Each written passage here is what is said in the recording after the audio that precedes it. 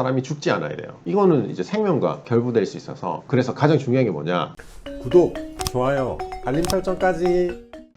안녕하세요, 약복기의 김약사입니다. 장염의 원인은 뭐고, 장염이 여름에 많이 걸리는 것으로 알고 있는데 왜 겨울에도 장염이 유행하는 걸까요? 장염의 원인은 바이러스예요. 바이러스 같은 경우에 면역력이 떨어지고 바이러스가 침범했을 때 이제 장염이 걸리게 되는 거죠. 장염의 바이러스는 로타 바이러스 그리고 노로 바이러스가 있는데요. 로타 바이러스 같은 경우에 필수 예방 접종으로 접종하게 돼 있어요. 그래서 로타 바이러스로 일어나는 장염은 많이 없어지고 노로 바이러스로 인한 장염이 굉장히 많아졌어요. 그래서 실제로 통계적으로도 지금 겨울철 장염이 여름철 장염보다 더 많아졌다고 해요. 노로 바이러스 같은 경우에 추운 환경에서도 잘 살아 있대요. 그리고 어패류에 많아서 불 좋아하시는 분들 좀 잘 걸릴 수 있고, 실내 생활 많이 하게 되잖아요, 겨울에. 그래서 이런 장염이 잘 걸리게 되는 거 아닌가, 그렇게 보고 있는 것 같아요. 그러면 장염은 어떻게 치료를 해야 될까요?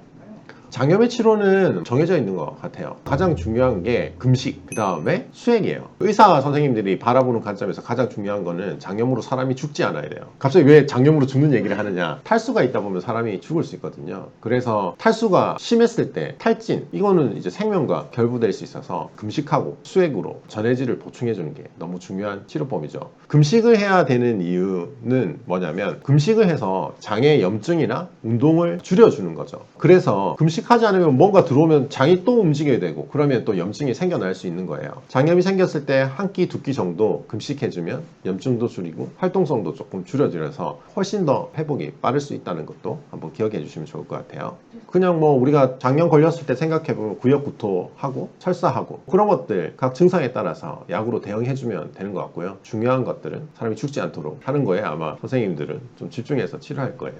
장염은 설사가 다 나와야 끝난다는데 그게 맞는 건가요? 지사제를 먹으면 금방 나을까요? 설사 나는 것도 우리 몸에 굉장히 자연스러운 반응이에요. 몸속에 나쁜 것들을 배출해 주는 게 설사거든요. 그래서 몸에 나쁜 게 있으면 설사를 계속 하게 되는 거예요. 왜냐하면 더러운 걸 빼내야 되니까. 그래서 설사를 하는 거를 막을 필요가 없는 거죠. 그래서 장염 걸렸을 때 설사하는 건 굉장히 자연스러운 반응이다. 하지만 너무 설사를 많이 하게 되면 똥꼬도 아프게 되고 일상적인 생활에서 너무 힘들어져요. 그래서 적절하게 지사제를 사용해서 너무 많은 설사, 멈추지 않은 설사를 할 경우에는 지사제를 보통 처방에서는 하루치만 지사제 먹으라고 하잖아요. 적절하게 조절을 해줘서 삶의 질이 나빠지지 않고 적절하게 치료할 수 있도록 그렇게 해주는 거죠. 수액을 맞으면 한 방에 낫는다는 썰이 있는데 진짜인가요? 아니면 이온 음료가 더 나을까요? 수액을 주는 목적은 탈수를 예방하는 데 있어요. 근데 설사를 많이 하게 되잖아요. 그래서 전해질을 보급하는 데 있어서 설사를 하게 되니까 수액을 통해서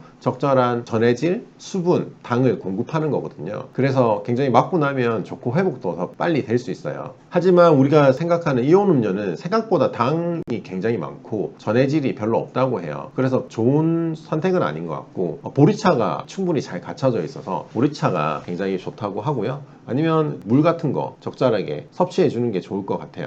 지금 먹고 있는 약이 제대로 먹고 있는 건지 궁금해요. 저희 팀원 중에 한 명이 장염 걸려서 이제 약을 타왔던데, 약을 보고 한번 말씀을 드리면 항생제 있고 진통제 있고 진경제 있고 뭐 유산균제 있고 지사제 있어요. 보면 지사제는 하루치 나와가지고 하루 정도만, 설사가 심할 때만 먹으라고 하게 되는 이유가 거기 있고요. 아마 항생제랑 해열 진통제가 들어갔던 거는 세균성 장염이어서 열이 나거나 세균의 침범이 일어났던 장염으로 의심돼서 아마 항생제랑 그리고 해열 진통제가 처방이 됐던 것 같고, 구역구토나 장의 증상을 완화하기 위해서 진경제나 장의 운동을 조절해주는 이러한 약제들이 나왔으니까 선생님과 약사 선생님의 설명을 잘 듣고 그대로 드시면 될 것 같아요. 질문이 있는데 장염일 때 유산균을 먹어도 되나요? 유산균도 균이잖아요. 유산균 같은 경우에 생각을 해보면 나쁜 균들이 빠져나가잖아요. 그러면 우리 장내에 균총이라고 해서 얘들이 다시 자리를 잡게 돼요. 좋은 균으로. 나쁜 균은 빼버리고 다시 장내 균총을 형성하게 되는데, 유산균을 줘서 빨리 정상화되고 좋은 균들이 자리 잡을 수 있도록 도와주는 역할을 할 수 있는 거죠. 그래서 장염에 쓰는 그런 유산균들을 이렇게 처방하게 되는 거죠.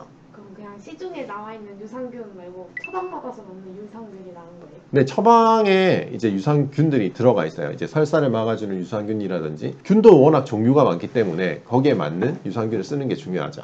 그러면 장염은 어떻게 예방해야 되나요? 장염의 원인을 생각해 봤을 때 바이러스를 막아야 돼요. 그래서 가장 중요한 게 뭐냐? 손을 잘 씻어야 돼요. 손을 씻는 게 중요하고 음식을 잘 익혀서 먹는 것, 이런 것들이 중요할 수 있어요. 항상 손을 잘 씻는 게 장염뿐만 아니라 감기 이런 것들에서도 굉장히 중요하고, 그 다음에 장염 잘 걸리는 사람들은 유제품, 술, 튀김 뭐 이런 것들 조금 조심하면 장염에 걸리는 걸 조금 줄일 수 있겠죠.